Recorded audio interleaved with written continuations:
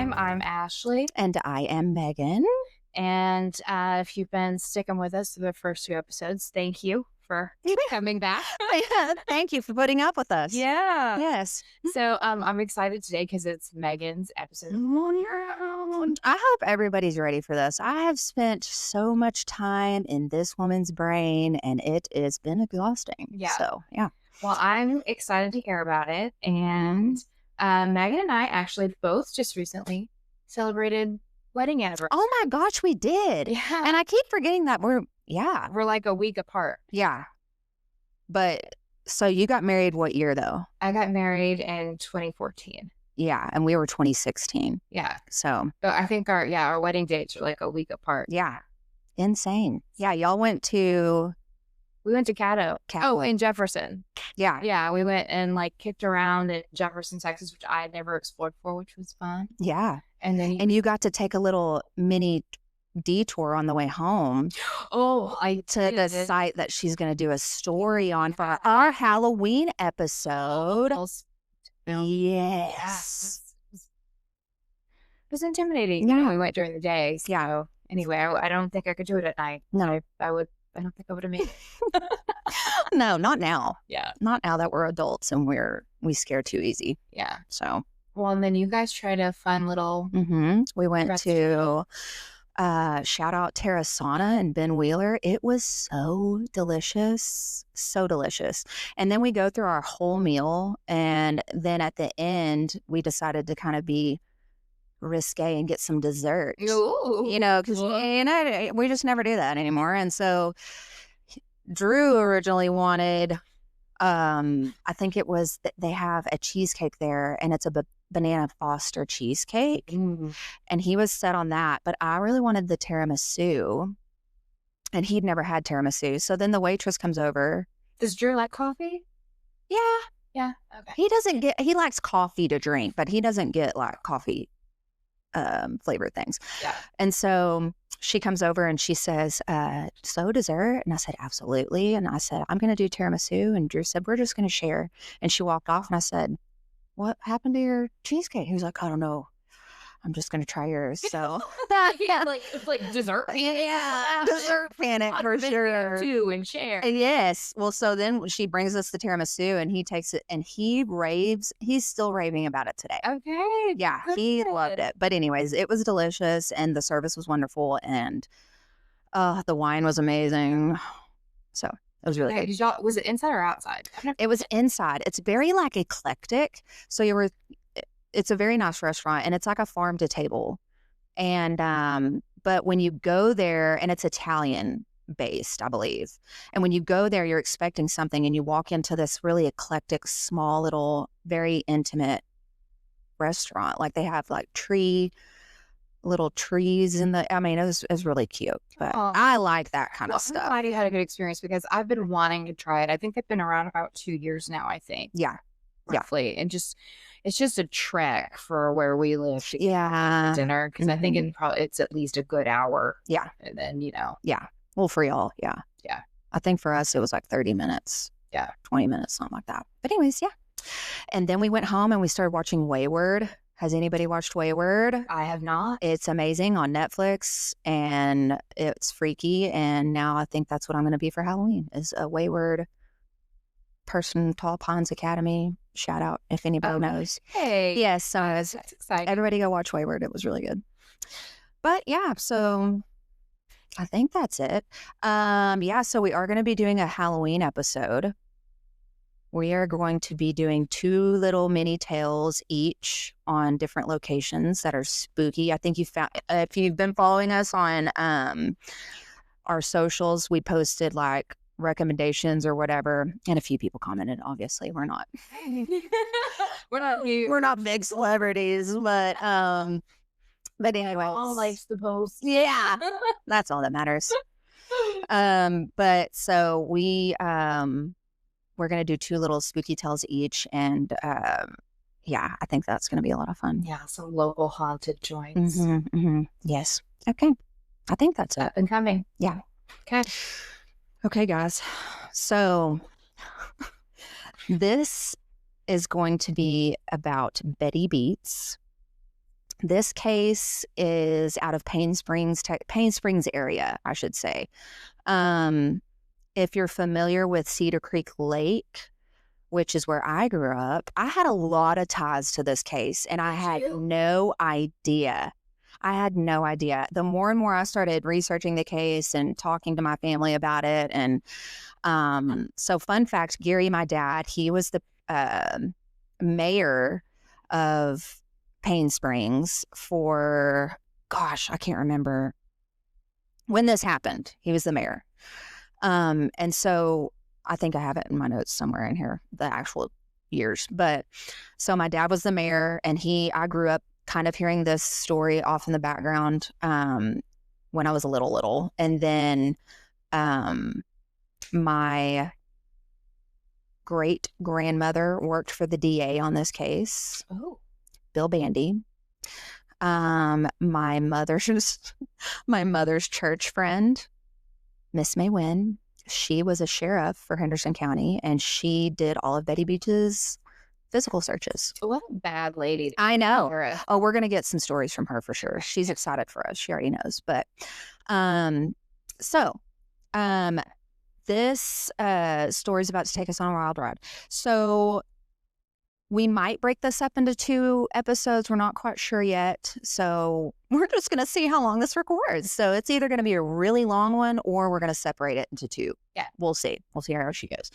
And so I get a lot of, I'm just going to say up front, the one reference that I'm going to tag here is Buried Memories by Irene Pence. She was a author, and she researched and wrote a whole book on Betty Beets in this case, and her Betty Beets' life and all of that stuff. So that's pretty much where I got all this from. Okay. Buckle in. I'm ready. Buckle in. Okay. So Betty Lou Dunavant, I believe is how you pronounced her maiden name, was born on March 12th, 1937 in Roxborough, North Carolina, to James and Louise Dunavant.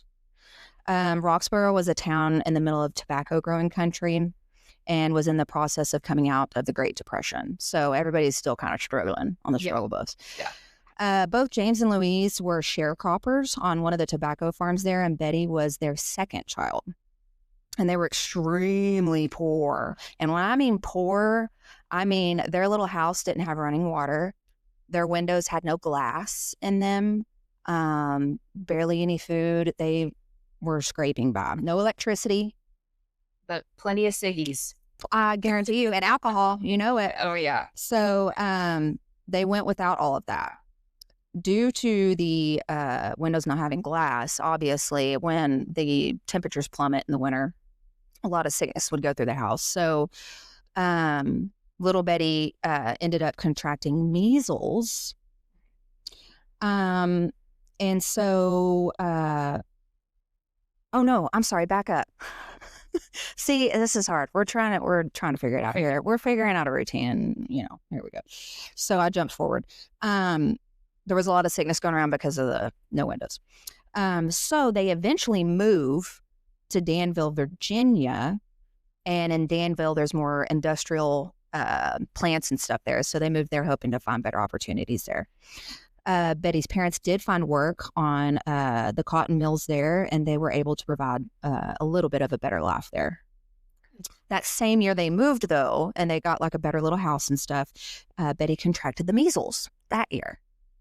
She was extremely sick, and she suffered through symptoms such as sore throats, hacking coughs, extreme fevers, and these fevers would get up to 105. Ooh, I can't even imagine. And I am terrified. So I'm pretty lucky, and my kids, I have 2 kids, and they kind of get it from me. I think I don't run fever very often. I mean, I've had the flu and COVID and everything, and I barely run a fever, and they're the same. I have a friend, though, her children run really high fevers sometimes. Fevers terrify me. So I can't imagine being a mother and your child's fever being 105 for like and they probably didn't have the best medication yet.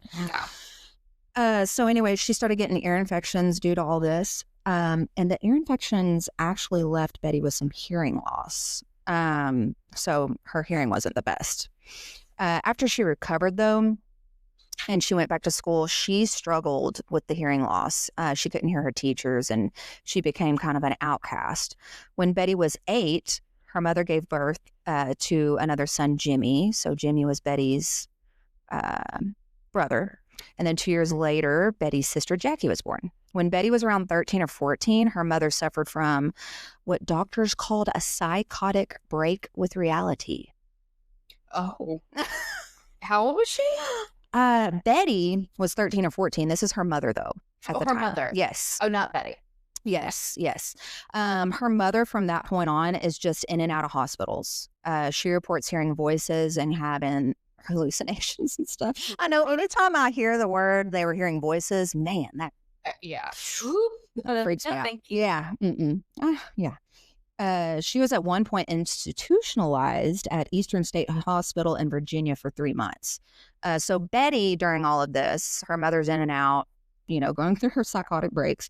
Betty took on that role of caretaker. So she would take care of her siblings and cook and clean the house and all of that stuff. She missed a lot of school because of this. And on top of all of this, her father becomes really, really heavy reliant on the alcohol. Her father became a person to be feared in the home, and Betty suffered a lot at his hands. Beatings, became pretty abusive in the home. I know. So they're already she like raising siblings. Yeah. And then now dad wants to beat the fire out of cooking and cleaning. Okay. And yeah. So that sucks. I have a feeling our sympathy for Betty will waver. It'll dissipate at some point. But researching this, and when you start looking into these people, it's crazy how they all were kids once. Yeah. And nature versus nurture, you be the judge. Yeah. So she's caretaker of the home, getting beat by her father. Around this time, though, Betty meets a handsome 18-year-old named Robert Branson. Robert worked in a zipper factory. And they're not putting the quotes here. Is it just me, or does there always seem like there used to be factories for everything back then? Yeah, definitely. Zipper factory. Thought that was pretty interesting. At the age of 15, Betty and Robert got married on July 18th, 1952. I mean, the 50s of it all. I mean, that it was like, bye, peace out. So 15 and married. A year later, Betty gave birth to her first child, a daughter named Faye Branson. Betty struggled at being a mother, and she found that she had jumped from one situation of service right into another, being a young mother. So Robert tried to please Betty by getting, better paying jobs and stuff like that, but that didn't help. They were on and off again, and Betty moved back in with her parents at one point during one of these little separations, little tiffs, and she slipped into a really pretty severe depression, and she actually tried to commit suicide. Ooh. By swallowing 2 bottles of aspirin. Bless it. Shocked she made it through that one. Betty's parents had called Robert right away when this happened, and he rushed to Betty's side, and they ended up reconciling. A year after this, Betty gave birth to another daughter, Connie. Robert took a new job that paid more in Texas. Oh, here's our Texas. That is. They moved to a town called Mesquite. If anybody knows, Mesquite is southeast of Dallas for anybody non-Texan listening. In February of 1959, third daughter Shirley arrived.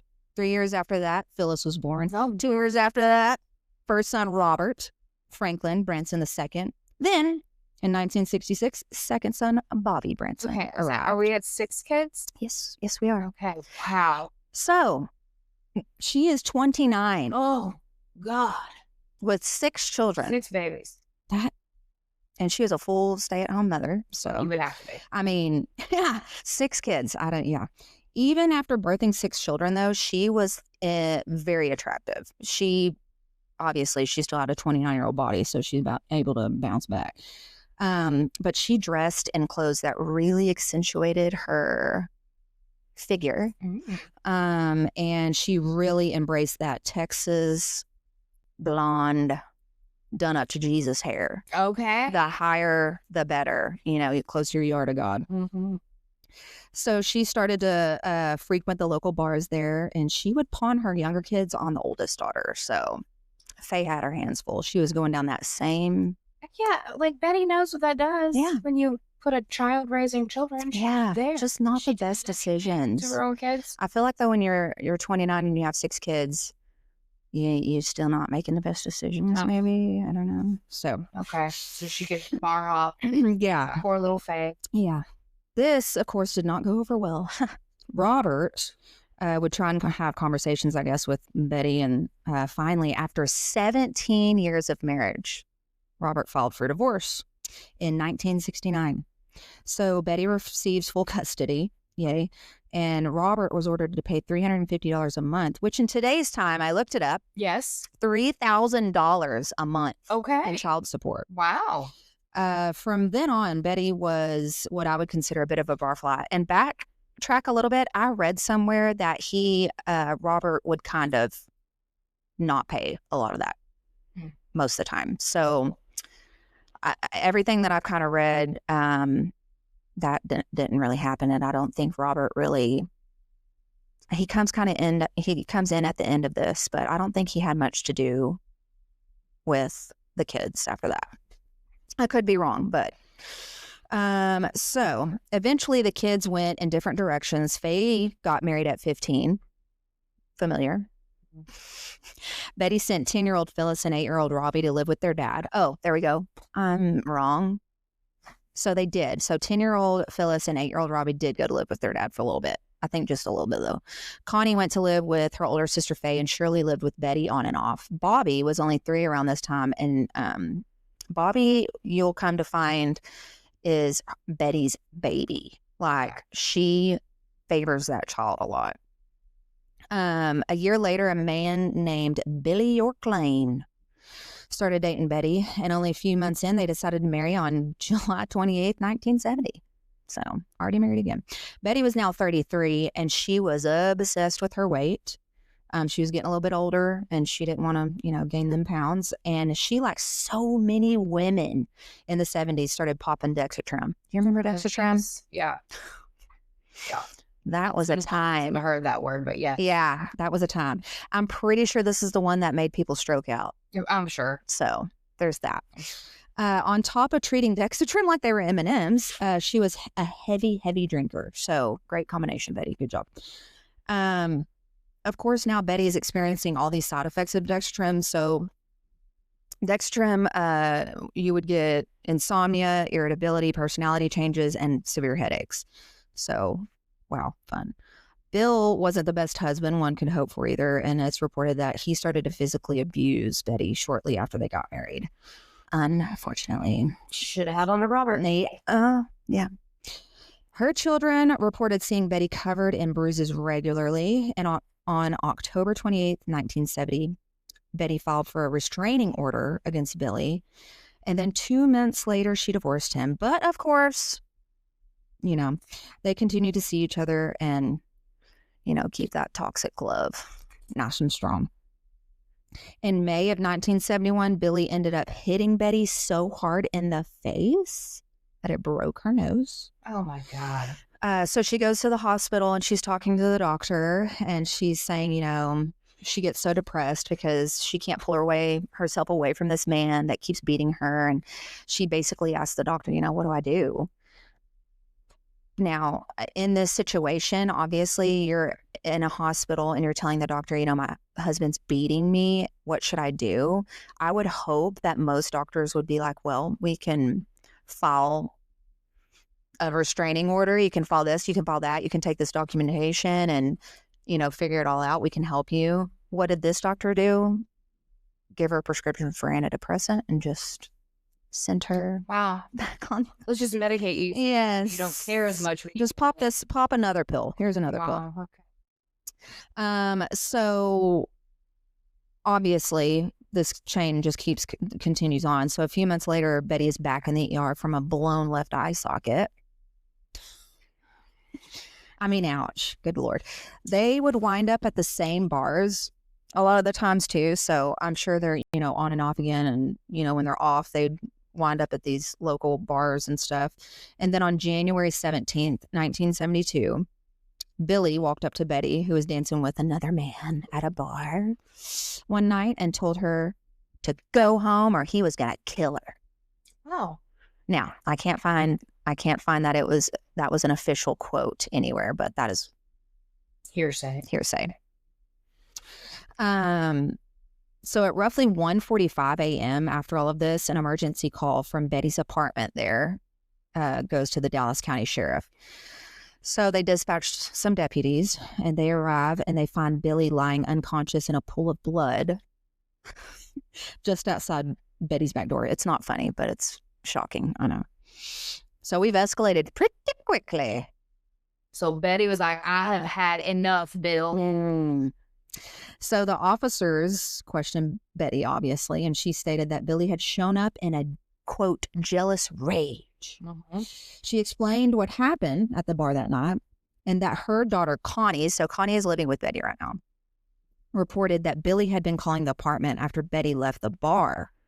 When Betty got home, she had told the officers that Billy had called again and stated to Betty that he was going to come over and kill her.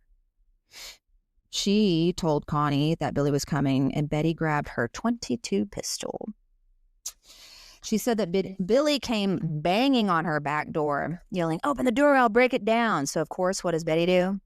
Opens the door. I mean, I don't think I'd open that door. I just don't. And why didn't we make a 911 call? Call it then. Yeah. Call then. Right. Billy comes in yelling and raging, Betty says, and backs her up into a corner where she grabs her .22 at that point that she had laying out and shoots. Betty states that she doesn't remember how many times she shoots or where at on Billy's body. And at this point, the deputies read Betty her rights and drive her to the sheriff's office. When she's there, she waives her rights to an attorney and she gives them an official statement where she admits she shot Bill. The catch, though, to all of this, and the question the deputies asked at the end of Betty's statement is why, if Bill was coming towards her in this rage, did they find both bullet holes in his back? Ooh, plot twist. So yeah, Betty, how'd that happen? Yeah. I can't. That's. I mean, I'm not saying that self-defense wasn't in play. Like he could have turned around and she saw her chance and she took it. Yeah. Right. I mean. Yeah. Oh, tell me. I was about to say, well, if you're like in an altercation and he's got you backed against the counter, you're yelling, but then he turns to walk away. Okay. Right.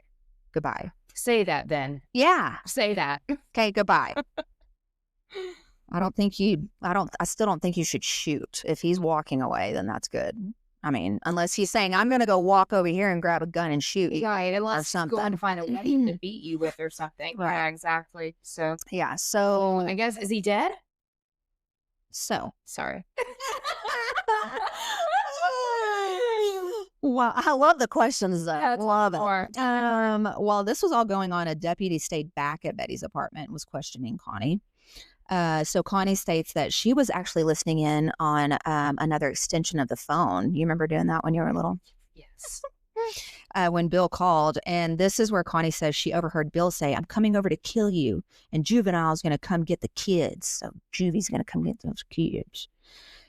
Connie states that Betty then tells her to get out of the house, and she yelled at Bill to leave. I don't know, whatever. I'm not sure in this statement or whatever. I'm not sure if Bill's already there yelling all this or whatever, but that's Connie's statement. She heard some shots, then came out, and she found Connie sees Bill laying in the yard. In the yard? Mm-hmm. So back up, when the deputies arrive, they find Bill. He's like, yeah, I guess I should have prefaced that. So he's found, I guess there was like some steps, and this is at her back door of her apartment, and there's like some steps down and then the yard. Okay. So he's kind of, when the deputies come, they see him laying, and he's kind of like, it looks like he was shot, and then he fell down those steps, and now he's in the yard. Okay. In a pool of his own blood. So, and that's what, Connie says, to find him laying in the yard. I'm assuming that's what that means. When Bill's daughter, though, Barbara, was interviewed, it would just so happen she also was listening in on the extension when she says Betty called Bill. So this whole time, Connie and Betty have been saying Bill was calling the apartment 4,500 times, is what I gather. Barbara is saying that Betty called Bill crying, asking him to come over to her apartment and get his stuff. And Billy apparently joked, foreshadowing, saying, "How many times are you going to shoot me?" And Betty said none. Cue the angel face. Betty asked, oh, sorry. Betty, Rebecca, I don't know. Yeah. Billy asked Betty to meet him somewhere else more public, but Betty refused. So Bill left for Betty's apartment and Barbara begged him not to go. Bill arrived at the Parkland Hospital. So that was her statement. Bill arrives at the Parkland Hospital and he's in critical condition, obviously. Doctors perform emergency surgery and remove 2 bullets from his back. After Bill was stable, so he survived. Okay. He was interviewed and his version, shocker, extremely different. Bill states that he went over to his daughter Barbara's house after the bar and was watching TV when Betty called him asking to come over to talk. He tried telling Betty that it was late and asked if they could just meet up in the morning, but Betty insisted, "No, Bill, I want you to come over now." When he got to Betty's apartment, everything was dark outside, and he called out to Betty to open the door, and she yelled for him to leave. I'd be like, okay, well, called crying. Bill states the next thing he knew, Betty was at the door holding a gun on him. He turns to probably haul ass and leave, and she fires the gun. He states he was still able to kind of move, but then Betty fires again, and that's when he lost consciousness. But Bill says the last thing he remembers is hearing Betty say, "If you move again, I'll shoot you again." Billy spent 3 weeks in the hospital recovering. One of the bullets damaged his nerves so badly in his right leg, he was unable to walk. Ooh. I think he recovers, though. So I'll hold on. After this whole ordeal, Betty and Billy get back together. Oh my God. Oh my God. And they all lived happily ever Stop. after. The end. No. No. Oh, I wish. Oh my God. But did they get back together? Yeah. No. Yeah, but You shocked me. yeah. But okay. I said, like, what the hell, guys? No. Look, what is this toxicity? I don't get it. I mean, this is toxicity on I cannot. another level. So, obviously. Well, I'm sorry. Well, real quick. Yeah. Would you stand? I know you won't because I know how you and I are and the types of personalities that we are. Mm-hmm. But if you laid a finger on me, dude, we're done. Yeah. I mean, I feel like physical abuse is where you lay it. Lay that line. Oh my God. Yeah. Yeah. No. So. Quit being intolerant, ladies. Mm-hmm. Yeah. All right. And men, apparently. I mean, if she shoots you, men, don't try that again. Don't go back to that. Yeah. I'm sorry. Yes. Boyfriends, husbands, or whatever. Yeah. If she shoots you, it's bye. That's a clear sign that she's no good. It's like, what are we doing? Yeah. Okay. All right. So obviously, this is all. There's a hearing now because, well, she shot him. Somebody got shot. So days before the hearing, Billy goes to the authorities and says that he wants to sign an affidavit saying that he was the one threatening Betty when she shot him. Well, there is a history of abuse. So yeah. It could really go either way. That's the thing. That's the thing with this, because that could be totally true. Yeah. But he was shot in the back. Yeah. So anyways, so with no plaintiff to actually press charges, the court had to drop the murder charge, or the attempted murder charge, I guess, to aggravated assault, which is just a misdemeanor. Betty pled guilty to this lesser charge, of course, and Billy paid her $150 court fee. Somehow, in this hearing, Betty talks that judge into giving her gun back. So she even gets her .22 back. I'm sure at the end of all this, that judge was probably like, damn, shouldn't give her back. So she just pistol whipped Billy and got no punishment for it. Yeah. But he also beat the shit out of her multiple times. This was not a happy time or happy couple. No. Yeah. They got proud. Yeah. And then I say the happy couple remarried a month later. Hold your breath. A month after that, they got divorced. What did we do? Oh, yeah. Oh, okay. After that, Betty took little Bobby and they moved to Little Rock, Arkansas. All right. So she found. So now we're in she bounced out of Texas. We're in Little Rock, Arkansas. So, oops. I did my picture. Brief pause. And back. Good. And cue Megan. I'm an idiot. I was in half of that page and I just threw it down like, okay, we're in Little Rock. Goodbye. Piece of paper. No, we're still reading. Okay. All right. So we're in Little Rock now. Mm-hmm. So here in Little Rock, a now 36-year-old Betty fell right back into her habits of frequenting the local bars, and she had found a job at a 7-Eleven there. One of these bars is where she met 33-year-old Ronnie Treacle or Treacle. I'm not sure how to pronounce that, and I'm so sorry. Ronnie was born and raised in Little Rock, and he was a divorcee as well. And he was a salesman for an automotive parts company. So they met on a November night in 1973 at a bar, and they walked out of that bar together. And then Ronnie ends up moving in with Betty. She had a little house there. And so over the next 4 years, Betty and Ronnie had a relatively happy relationship. So that's good. That's good right now. There were some little red flags, though, of course. So, for example, at one point, Ronnie had treated Betty roughly. I don't know what roughly means. It just said that he had treated her roughly. And Betty took her anger out by slashing all 4 of his tires. So, there's that. And then there was a time when Betty wielded a tire iron at him. I personally have never wielded a tire iron. I mean, I probably could have.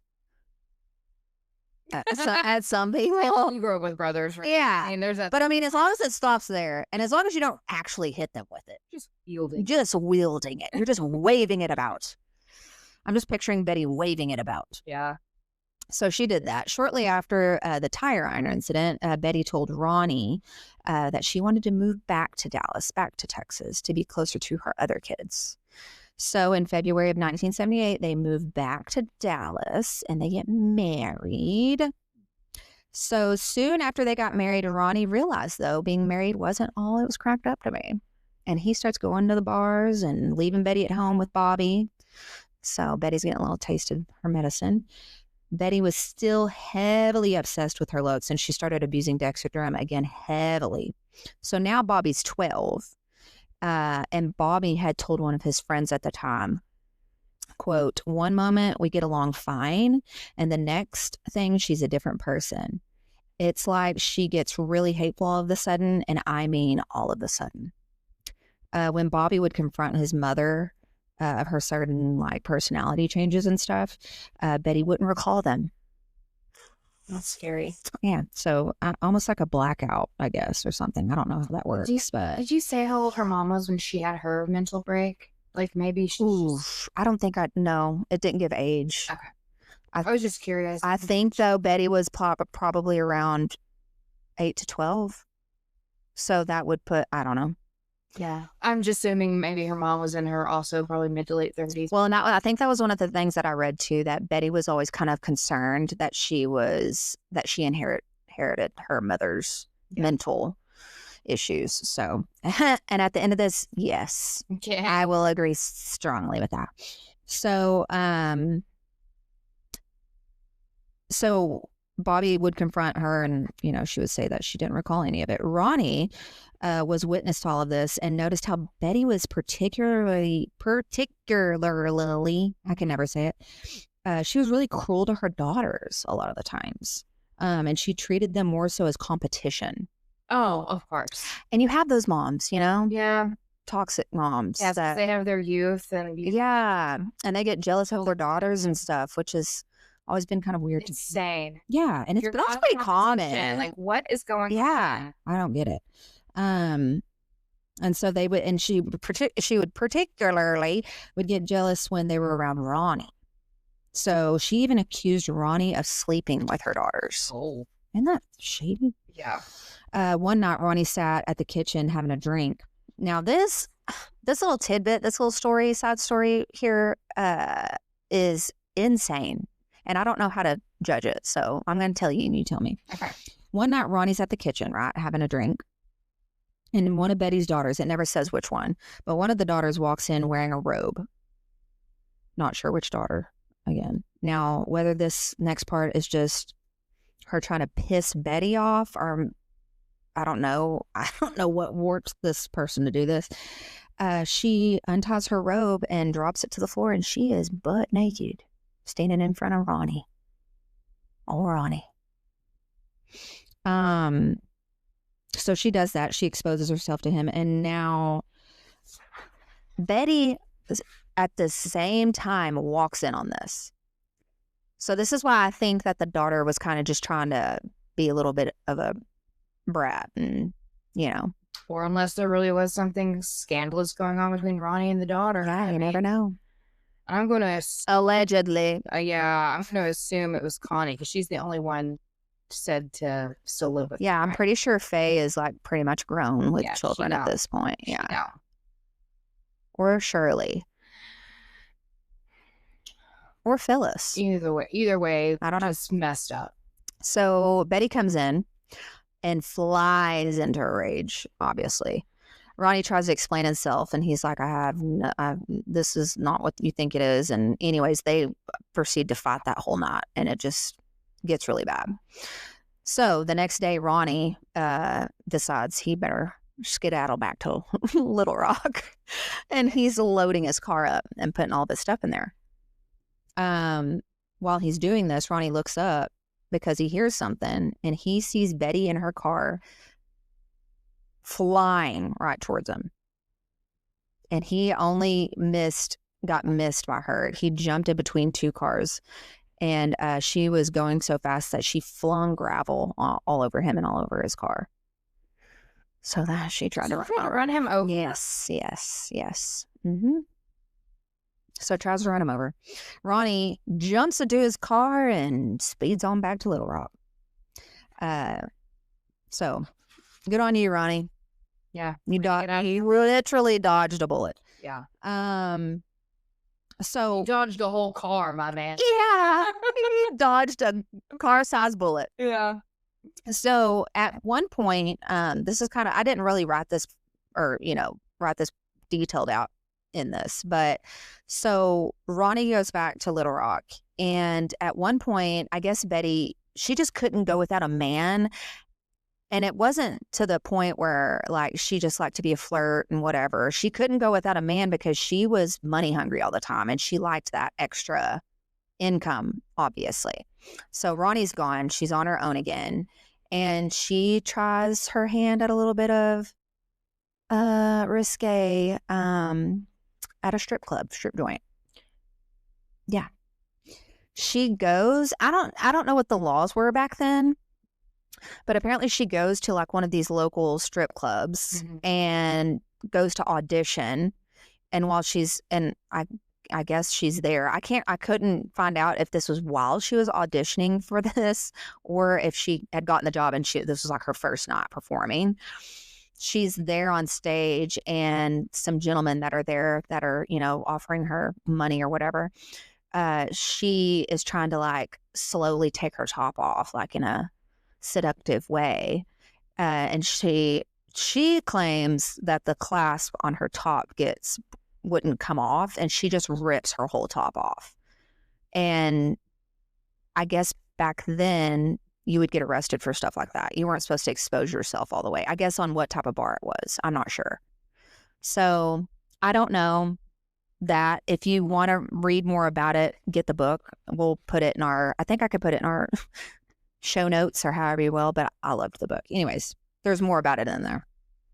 So because of this, she gets 30 days in jail and a year of probation because of this. For showing some boob. Yeah. It said, I think the charge was like a sexual act of contact, because I think when she took her top off, a guy grabbed her boob. I'm not sure. I'm not sure what the rules were back then. Okay. Yeah. So there's that. So about 6 months after this, Betty is at a gas station. and pumping gas. And Doyle, I have a hard time saying his name. Doyle Wayne Barker comes up to Betty and struck up a conversation. He was a construction worker and a roofer at the time, and he had been married previously, and he had 2 sons. He worked for a man named Jerry Kirkendall, who owned a roofing company. I have a tie with him somehow, Jerry Kirkendall. I'm pretty sure my cousin used to work for him. Oh, Yeah, so there's that. yeah. Jerry Kirkendall had a farm in Maybank, where I'm from, and he considered Doyle one of his most valuable employees.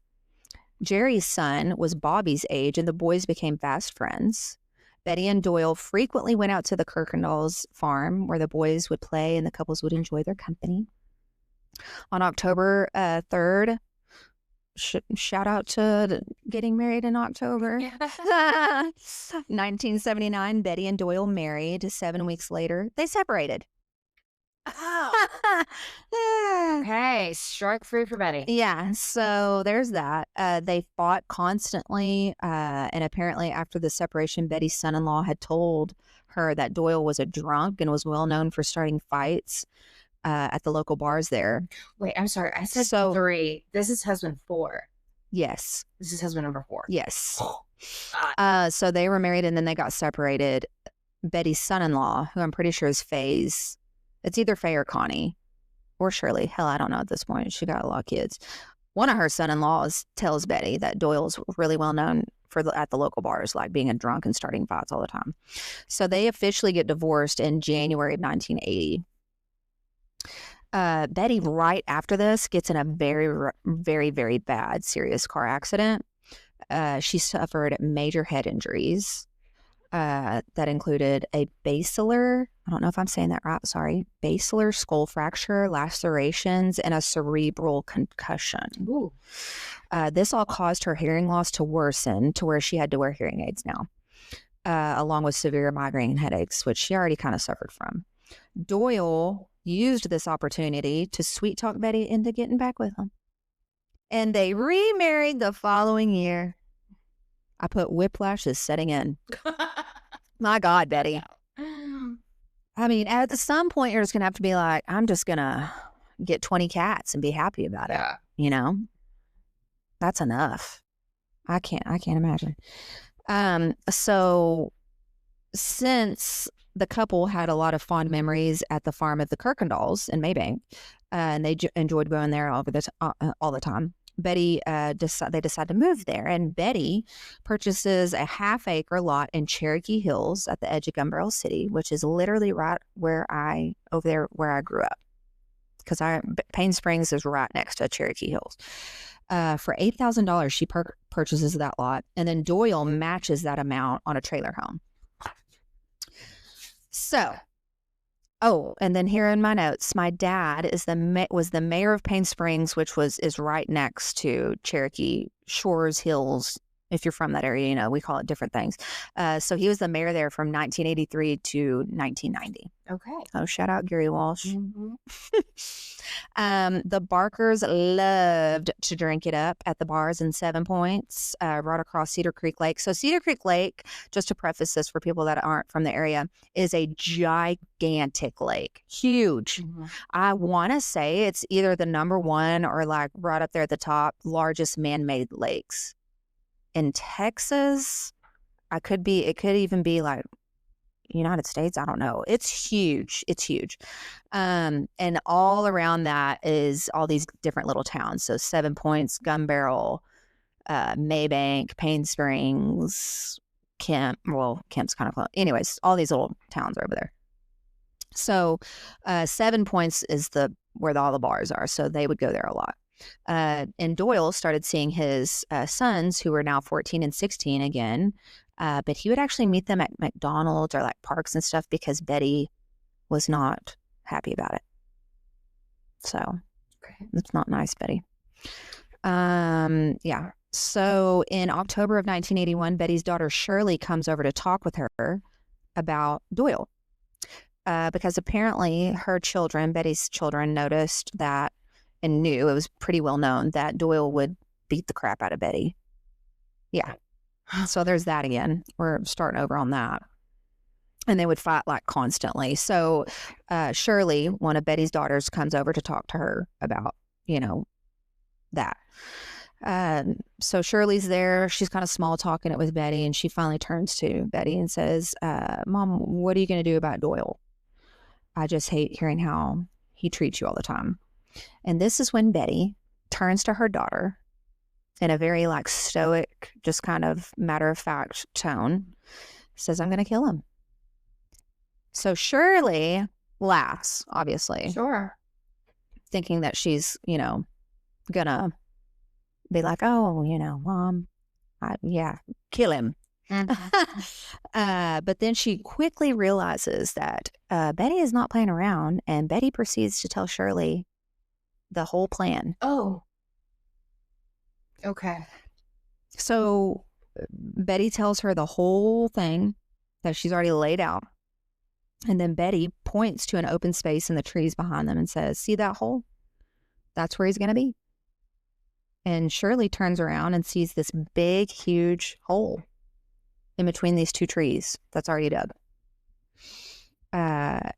So Shirley asks her mom if she dug the hole because it's huge. It's a huge hole. And Betty tells her no. She persuaded a road construction worker to come over with his backhoe. She sweet talked a road construction worker and told him it was for a barbecue pit.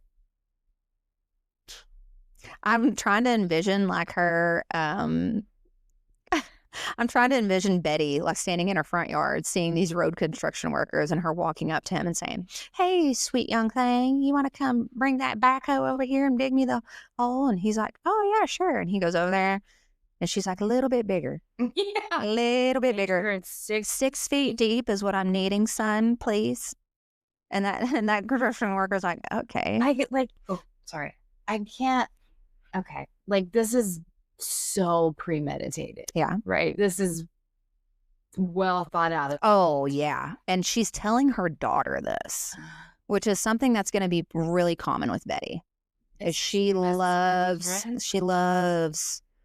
getting the family involved. Okay. So Bless it. It makes them like. And I'm not sure. And I'm not sure how old Shirley is at this time.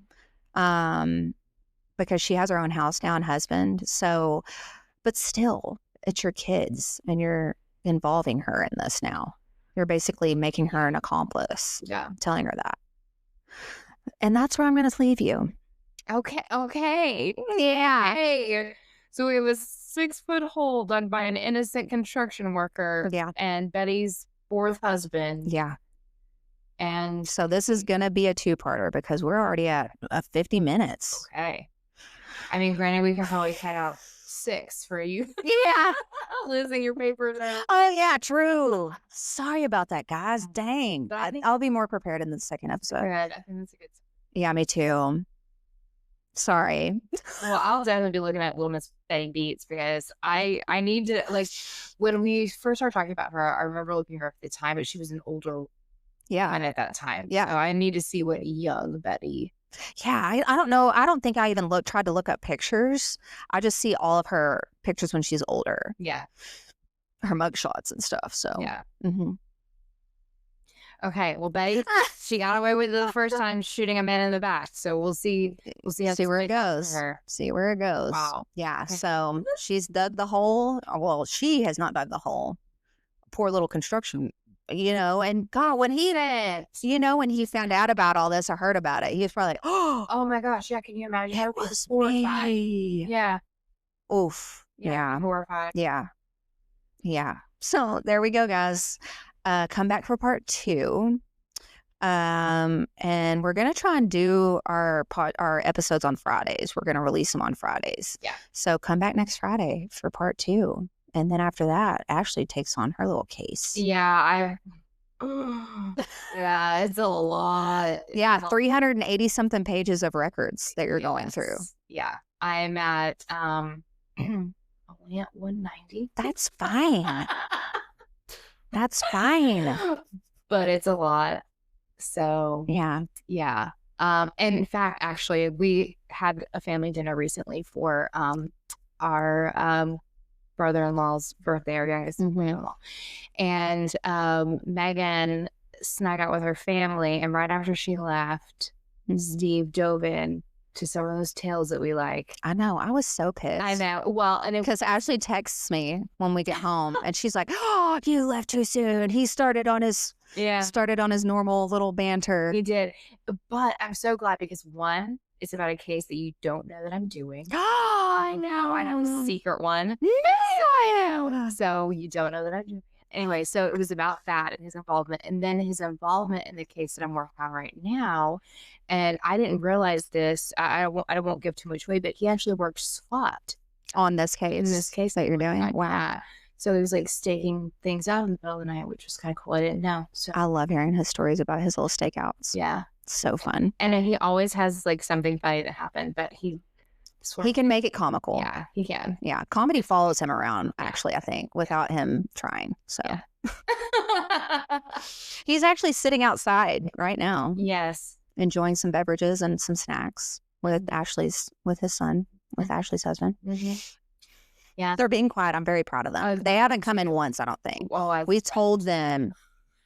I was like, you are not going to ruin this. Do not make a damn peep. Yeah. So, good job, boys. I did see a couple of times they walked across the back deck, but other than that, I haven't seen anything. Good job, guys. Okay, well, we'll see you for part 2. Part 2 on Friday. Next Friday. Yeah. Sorry.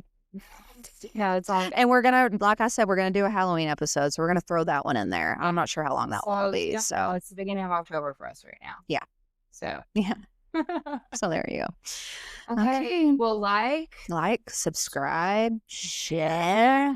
You can find us all over now. We're on Apple, Spotify, Instagram, TikTok, Facebook, YouTube, all the things. These 2. Yeah, and if you're just listening, you can see our pretty faces on YouTube if you want.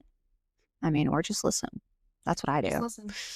But yeah, so we're there. If you have a story, once again, or a case that's so interesting that you don't hear too much about that happened in East Texas. Something you like us to cover? Yes, or even like mini stories. We are more than happy to read them. And our email is inlawsincrime@gmail.com.